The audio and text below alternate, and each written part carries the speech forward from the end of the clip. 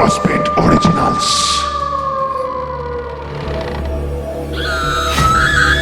Scream, এবার সবাই ভয় পাবে।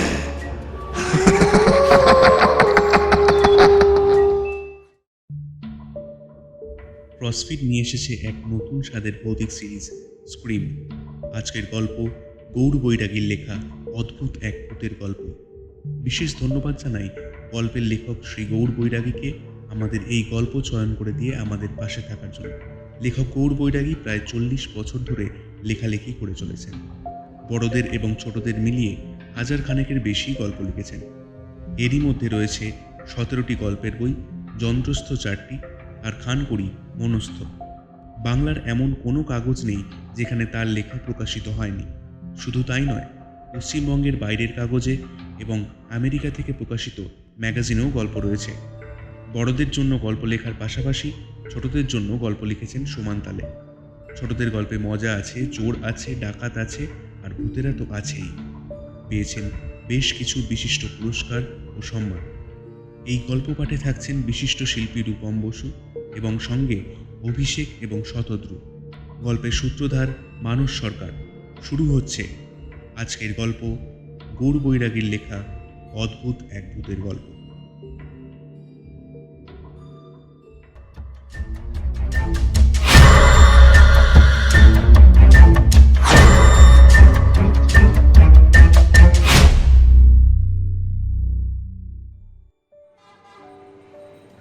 শহরে যেমন বাড়ি থাকতে পারে, সেটা না দেখলে বিশ্বাসই হবে না। এখান থেকে জমজমাট শহরটা 10-12 মিনিট দূরে। ওখানে বাস, অটো, টোটো আর ঘন ঘন বাইকের যাতায়াত। চারপাশে যে শব্দ ওঠে তাতে কান পাতা দায়। তার ওপর 2-5টা ঝগড়া লেগেই থাকে রোজ। বাইকের সঙ্গে অটোর, টোটোর সঙ্গে সাইকেলের, রিকশার সঙ্গে মিনি বাসের। তো এইসব শব্দ আর ব্যস্ততার থেকে মাত্র 10-12 মিনিট দূরে যে এমন একটা জায়গা থাকতে পারে, সে চোখে না দেখলে বিশ্বাসই হবে না। গেটের একদিকের পিলারটা এখনো দাঁড়িয়ে আছে মাথার পা ভাঙা সিংহ নিয়ে। পিলারে জড়িয়ে আছে ঘন শ্যাওলা, বুনো লতা ঝোপ। তারই ফাঁক দিয়ে এখনো রায়ভিলা লেখা পাথরটা দেখা যাচ্ছে।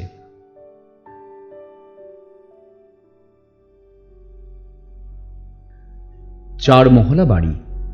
অবশ্য বাড়ি না বলে বাড়ির কঙ্কাল বলাই ভালো। আজ থেকে হয়তো 150 কিংবা 200 বছর আগে জনৈক ভূপতি নারায়ণ রায়মশাই পত্তন করেছিলেন এ বাড়ির। এমন কল্পনা করা যেতেই পারে। তখন বাড়িটা ছিল 2 মহলা, পরে সেটা 3 মহলা হলো। লোহার গেট, ঘোড়ার আস্তাবল, রৌশন চৌকি সব হলো। আবার কালে কালে সব চলেও গেল। এখন শুধু কঙ্কালটাই পড়ে আছে। বাড়ির ভাঙাচোরা দেয়ালগুলো আছে, তবে সারা অঙ্গে সবুজ ঘন শ্যাওলার আস্তরণ। কল্পনায় দেখা যাচ্ছে মেঝে আছে ধুলোয় ঢাকা, কাঠের সিঁড়ি আছে দোতলায় ওঠার, এখন অকেজো। আলো আছে, জ্বলে না। জানলা আছে, পাল্লা খোলে না। তো এমন বাড়ি অবনী আইচের চোখে পড়বে, এ তো স্বাভাবিক। লোকটা ভূত সন্ধানী, আবার স্বপ্ন সন্ধানীও বলা যায়। সারা জীবন ভূত খুঁজে বেড়াচ্ছেন। বনে জঙ্গলে, ভাঙা দুর্গে, পরিত্যক্ত অট্টালিকায়, শ্মশানে মশানে, কোথায় নয়। কিন্তু আজ পর্যন্ত ভূতের দেখা পাননি। কিন্তু নেশাটাও ছাড়েননি, বরং দিনে দিনে নেশাটা জাঁকিয়ে বসেছে। বিস্তারিত সব খবরাখবর নিয়ে আজই মনিরামপুরে আত্মীয়ের বাড়িতে এসে উঠেছেন। তারপর জলখাবার খেয়ে আমি একটু আসছি বলে বেরিয়েছেন। জায়গাটা আধা শহর। হাটবাজার, দোকানপাট, স্কুল, অফিস কাছারিতে বেশ জমজমাট। কিন্তু তার এসব দেখার কথা নয়। 2-1জনকে জিজ্ঞেস করতেই সবাই যেন চমকে তাকালো। 2-1জন অবাক গলায় বলল, ওখানে কি দরকার? দরকারের কথা না বলে তাদের কাছে জেনে নিলেন পথ নির্দেশ। প্রথমে বড় গলি, তারপর মেজ গলি, শেষে ছোট গলি। এটাকে কানা গলিও বলা যায়। কানা কেননা গলিটার শুরু আছে, শেষ নেই। গলিটা শেষ হচ্ছে তার গন্তব্য রায়ভিলায়। প্রায় জনমানবহীন প্রান্তরে এই রায়ভিলা। এখানে যে মানুষের আসা যাওয়া নেই তা দেখলেই বোঝা যায়। শহর এত কাছে, অথচ কারো পা পড়ে না। ব্যাপারটা অবশ্যই সন্দেহজনক। এই সন্দেহ থেকে কল্পনারা ডানা মেলে। তবে এখন কল্পনা নয়, বাস্তবত অবনীবাবু দেখছেন বাড়ির সামনেটা পুরো আগাছার জঙ্গলে ঢাকা। বুনো ঘাস আর লতাপাতায় পথ উধাও। কে বলবে ওটা লোহার গেট? ওটা ভুঁইকলসি, ফণিমনসা আর আশাওড়ার জঙ্গলে ঢেকে গেছে। অবনীয়াইচের অভিজ্ঞ চোখ বলে দিল অন্তত বেশ কয়েক বছর এখানে কারো পা পড়েনি। এই জঙ্গলে রাস্তা দিয়ে কেউ হাঁটেনি। ওই বাড়ি কতদিন যে কোনো প্রাণের স্পর্শ পায়নি। দেখতে দেখতে কল্পনা ডানা মেলছে, আর ওদিকে ঝমঝম করে শরীরে শব্দ তরঙ্গ উঠছে। ভূত যদি কোথাও থাকে তাহলে এমন একটা জায়গাতেই তার দেখা পাওয়া সম্ভব। ভাবতেই গায়ে কাঁটা দিল তার। এই কাঁটা ভূতের ভয়ে নয়, ভূত দেখতে পাবার উত্তেজনায়। আজ কি তাহলে তার বহুদিনের আশা পূর্ণ হবে? আসলে এর আগে আগে লোকের কথা শুনে খুব ঠকেছেন, যাকে রাম ঠকা বলে তাই। কত লোকে কতবার যে নিজের চোখে ভূত দেখেছে তার লেখাজোখা নেই।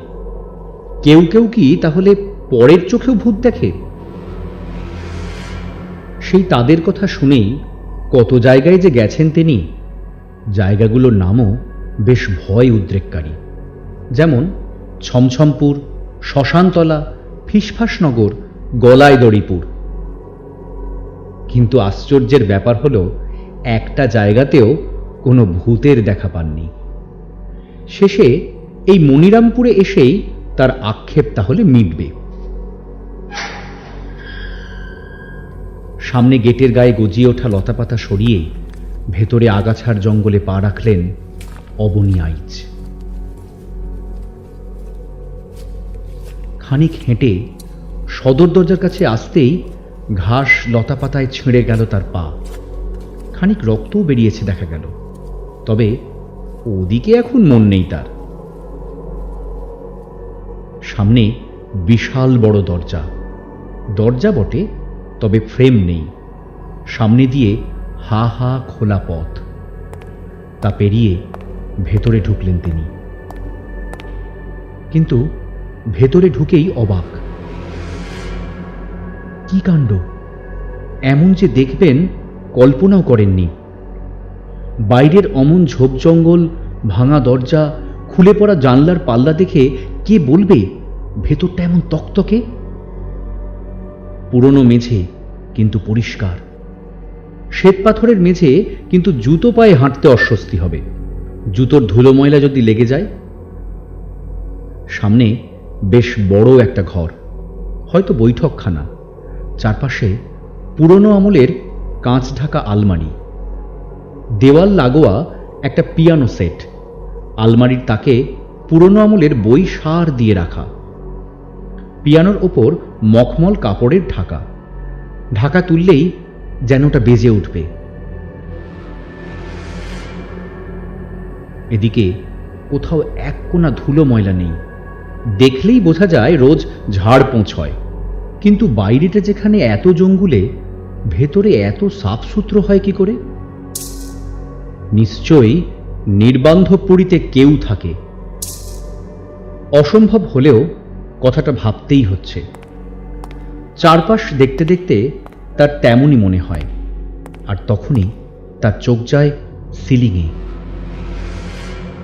আশ্চর্য, ভারী আশ্চর্য কাণ্ড। মাথার উপর সিলিং পাখা এবং সেটা ঘুরছে। না, ঘুরছে বললে হয়তো ঠিক বলা হবে না।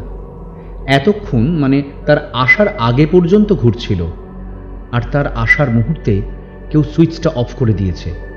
তার ফলে পাখার গতি কমতে কমতে থেমে আসছে এখন।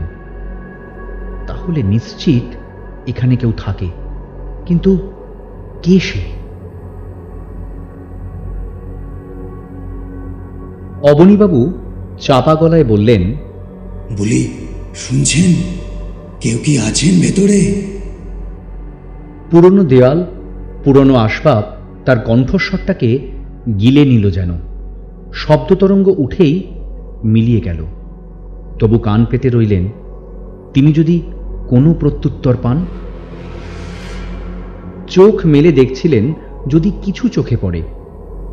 ঘরের একপাশে দুটো দরজা, হয়তো ওই দরজা দিয়েই ভেতর মহলে যাওয়া যায়। খুব কৌতূহল হলো ভেতরে যাবার, কিন্তু কারো অনুমতি না নিয়ে ভেতরে যাওয়াটা অনধিকার প্রবেশ হবে। অথচ খোলা দরজা যেন তাকে দুহাত বাড়িয়ে ভেতরে আসতে বলছে।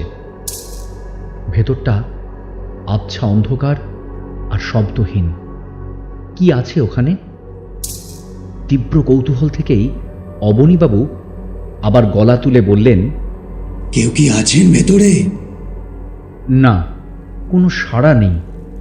তবে এবার চমকে গিয়ে বাথরুমে যেন জল পড়ার শব্দ পেলেন তিনি।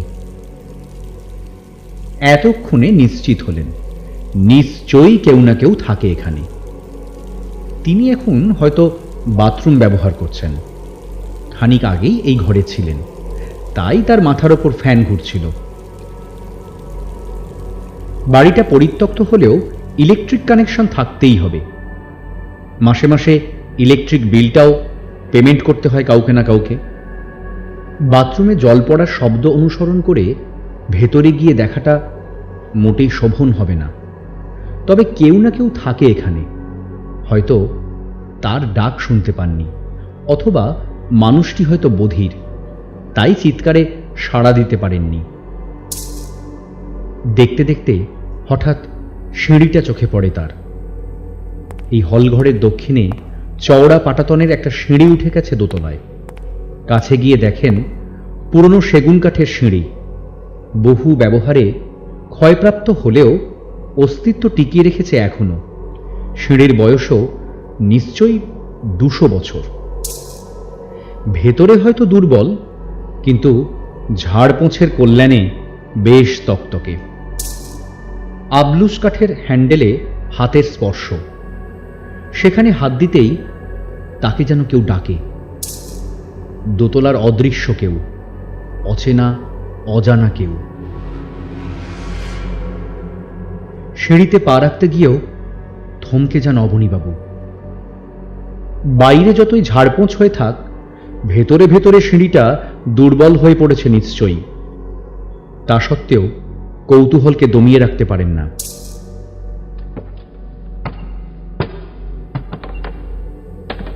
প্রথম 4টে স্টেপ ওঠার পরই একটা ক্যাঁচ করে শব্দ হয়।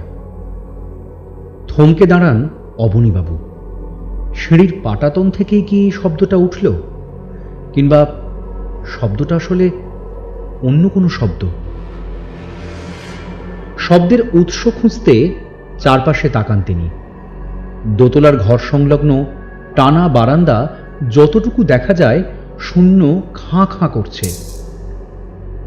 দেখলে বোঝা যায় সেখানে কোনো জীবন নেই, একদম নিঝুম পুরী। দোতলা থেকে চোখটা সরিয়ে আনতে সিঁড়ি সংলগ্ন দেওয়ালে চোখ আটকে যায়। দেওয়ালে একটা হাফ বয়স্ক ছবির ফ্রেম।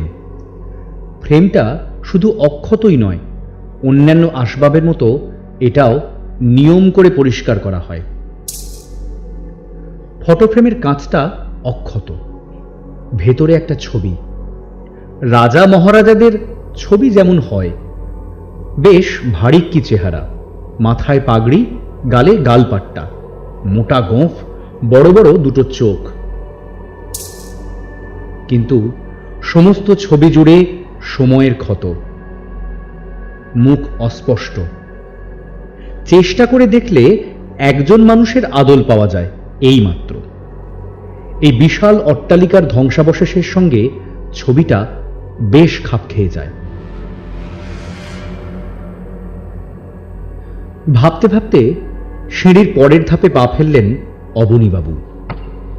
এবার যেন স্পষ্ট শুনতে পেলেন একটি সতর্ক বার্তা। ওপরে ওঠাটা কি ঠিক হবে? কে কে বলল কথাটা? প্রশ্ন করে চারপাশে তাকান তিনি। না, কেউ কোথাও নেই, কিংবা হয়তো আছে, তিনি দেখতে পাচ্ছেন না। ভাবতেই বুকটা যেন ছ্যাঁত করে উঠল তার। পরক্ষণেই হাসিও পেল। আশ্চর্য, তিনি কি ভয় পেলেন নাকি? সারা জীবন ধরে অনুসন্ধান চালিয়ে এই বিশ্বাসে স্থির হয়েছেন যে ভূত প্রেত বলে কিছু নেই, সবই মানুষের কল্পনা। তাহলে আজ কি সেই বিশ্বাসে ছেদ পড়বে নাকি? এক চিলতে হাসি আবার তার ঠোঁটে এসে বসল। না, শেষটা তাকে দেখতেই হবে। সিঁড়ির পরের ধাপে পা ফেলার আগে আবার ছবিটার দিকে চোখ পড়ল তার। এবার সত্যি সত্যি চমকে ওঠার পালা। জীবনে এত অবাক কোনোদিন হননি তিনি। অবিশ্বাস্য ব্যাপার। 1 মিনিট আগে ছবিটা দেখেছেন, আবছা ছবির ভেতর একটা রাশ ভারী মুখ, কিন্তু এখন এইমাত্র দেখলেন সেই ছবির মুখে এক চিলতে হাসি। এটা আবার হয় নাকি? এমন ভুতুড়ে ছবির দিকে বেশিক্ষণ তাকিয়ে থাকা যায় না। মুখটা সরিয়ে নিয়েছেন অবনী আইচ। এতদিন বাদে এবার কি সত্যি তাহলে ভূতের মুখোমুখি হচ্ছেন তিনি? তিনি মানুষটা খুব যুক্তিবাদী, কিন্তু পরপর দেখা এতগুলো ঘটনার মধ্যে কোনো যুক্তি খুঁজে পাচ্ছেন না। এই জীর্ণ পরিত্যক্ত বাড়ির ভেতরটা কে বা কারা নিত্য পরিচর্যায় পরিষ্কার সাফসুত্র করে রেখেছে? এমন বাড়িতে ইলেকট্রিক কানেকশন থাকার কথা নয়, তাহলে এমনি এমনি ফ্যানটা ঘুরবে কি করে? আর সবচেয়ে বড় কথা, 200 বছরের প্রাচীন একটি ছবি হঠাৎ জ্যান্ত হয়ে উঠে হাসবে কেন? এই কেনটা জানতে ছবিটা তাকে আকর্ষণ করে দুর্বার। তিনি দ্বিতীয়বার না তাকিয়ে স্বস্তি পান না, আর তাকিয়েই অবাক হয়ে যান। আশ্চর্য, একটু আগে ছবির ঠোঁটে উঠে আসা হাসিটা এখন দেখতে পাচ্ছেন না। তার বদলে কেমন যেন এক থমথমে ভাব। এটা ম্যাজিক নাকি? ভেবে কুলকিনারা পান না অবনীবাবু। অপলক তাকিয়ে থাকেন ওই ভারিক্কি মুখটার দিকে। মাথায় পাগড়ি, মোটা গোঁফ, তুলনায় ছোট্ট দুটো জীবন্ত চোখ। হ্যাঁ, জীবন্তই। দারুণ চমকে উঠলেন তিনি। অসম্ভব, অসম্ভব! তিনি নিজে চোখে দেখলেন ছবির মানুষটার চোখের পাতা পড়ল পরপর 2 বার। শরীরটা টলে গেল। তাড়াতাড়ি হাত বাড়িয়ে সিঁড়ির হাতল ধরে ফেললেন। মাথাটা নিচু করে ভাবতে থাকেন। শুনতে পেলেন দোতলা থেকে সিঁড়ি বেয়ে কেউ একজন নেমে আসছে। কাঠের সিঁড়ি বেয়ে একটা খটখট শব্দ নিচে নামছে। না তাকিয়ে গলায় সমস্ত শক্তি জড়ো করে অবনীবাবু বললেন, কে? উত্তর শোনার আগে জ্ঞান হারিয়েছিলেন তিনি। জ্ঞান ফিরতে দেখলেন তিনি একটি চেয়ারে বসে আছেন। তার সামনে অন্য একটি চেয়ারে আর একজন। তাকে দেখেই মনে হলো মুখটা চেনা, কোথায় যেন দেখেছেন। মানুষটি বৃদ্ধ, হয়তো এই বাড়িটার মতোই প্রাচীন, শরীর ভাঙাচোরা, তবে পরিপাটি বেশ। মাথায় কাঁচা পাকা চুল, লোল চর্ম, ঠেলে ওঠা হাতের শিরা, মুখের মধ্যে আবছা চেনা একটা আদল, পরনে ফর্সা ধুতি, গায়ে মির্জাই। তিনি তাকাতেই বৃদ্ধ বললেন, ভূত দেখতে এসেছিলেন নাকি স্যার? আগে না, মানে হ্যাঁ দেখা পেলেন? হ্যাঁ পেয়েছি। এ কথা বলতে ইতস্তত করলেন অবনীবাবু। ইলেকট্রিক নেই, অথচ ফ্যান ঘুরছে। ভীতু লোকেরা এটাকেই ভৌতিক বলতে পারে, কিন্তু হাওয়ার ধাক্কায় এমনটা যে হতে পারে সে কথা ভাববে না তারা। বাথরুমে জল পড়ার শব্দ, ওটা ট্যাপ ওয়াটার ভাবার কোনো কারণ নেই। জলটা অন্য কোনো সোর্স থেকেও আসতে পারে।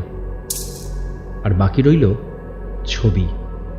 ছবির মুখে হাসি কিংবা পরপর দুবার চোখের পাতা পড়া যে নির্ঘাত দেখার ভুল, এটা বলে দিতে হবে না। কি হলো স্যার? কি ভাবছেন? বৃদ্ধ তাগাদা দিলেন।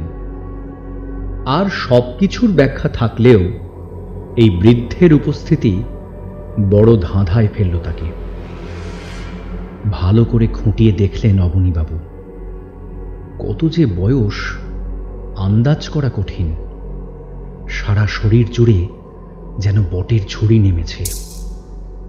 চামড়ায় চোখ ঢেকে গেছে, মুখের এখানে ওখানে থলথলে মাংসপিণ্ড।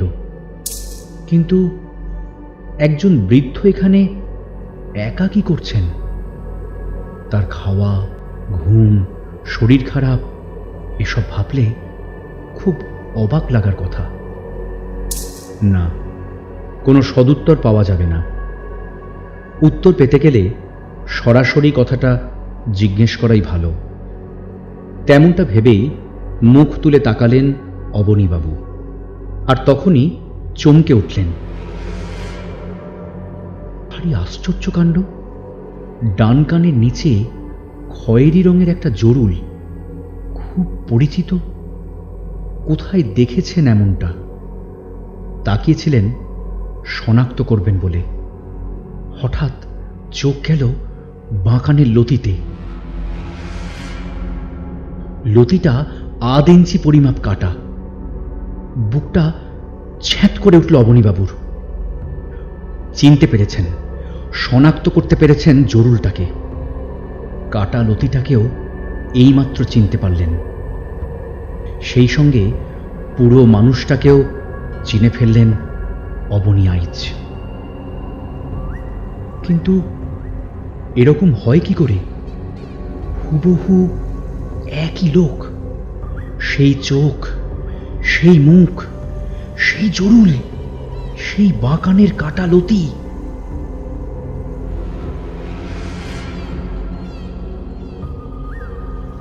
এরকমই হয়, এমনই হবার কথা অবনীবাবু। না, সামনে বসা লোকটার মুখ নড়ছে না, যেন ব্যাকস্টেজ থেকে কথা ভেসে আসছে। সেই গলা বলে ওঠে, এই জমিদার বাড়ির ধ্বংসস্তূপের মালিক বংশ পরম্পরায় আমেরিকা নিবাসী। 2-3 বছর ধরে তারা ভূত দেখতে এ বাড়িতে আসে। আমি 200 বছর ধরে এই ধ্বংসাবশেষের কেয়ারটেকার। কি চমকে উঠলেন মনে হচ্ছে? হাসির শব্দ পাওয়া গেল এখানে। সেই গুপ গুপ শব্দ মিলিয়ে যেতে আবার কথা ভেসে এলো। যোগ কথাটা শোনা আছে নিশ্চয়ই। ধন সম্পদ পাহারা দেওয়ার জন্য একজনকে হত্যা করে রাখা হতো। বছরের পর বছর জগ সেই ধন পাহারা দিত। এই জমিদার বাড়ির পূর্বপুরুষরা তেমনি জগ করে রেখেছিল আমাকে। সে হয়তো আজ থেকে 200 বছর আগেকার কথা।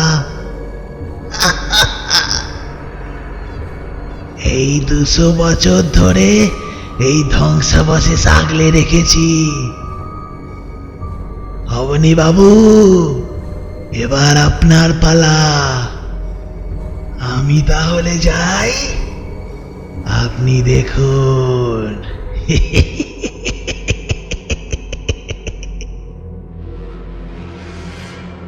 কথা থেমে গেল। চারপাশে আর কোনো শব্দ নেই।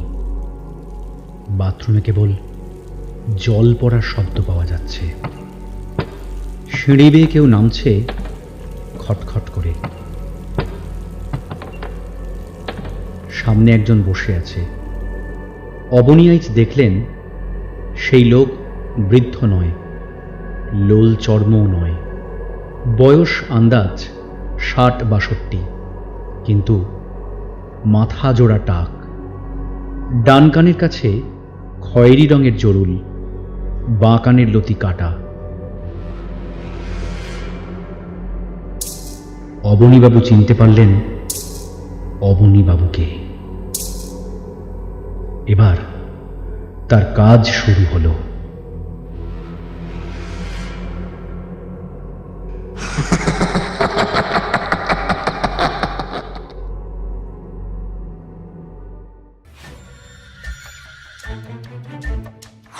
শেষ হলো আজকের গল্প, শ্রী গৌর বৈরাগীর লেখা অদ্ভুত এক ভূতের গল্প।